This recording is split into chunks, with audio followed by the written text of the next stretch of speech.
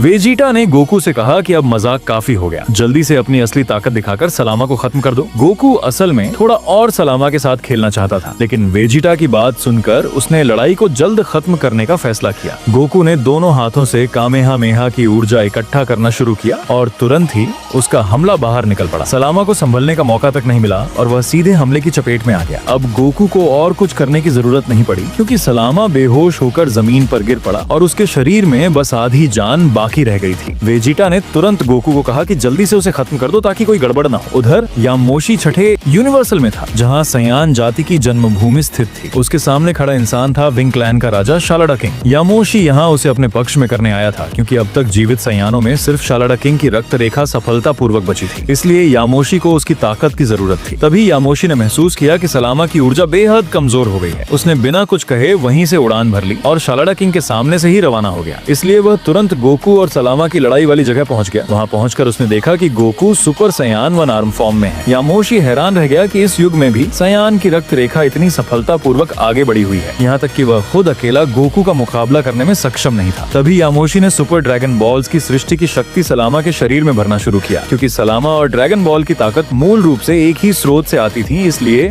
लगभग मर चुका सलामा फिर से पूरी ताकत से जीवित हो गया। ये देखकर गोकू भी चौंक गया।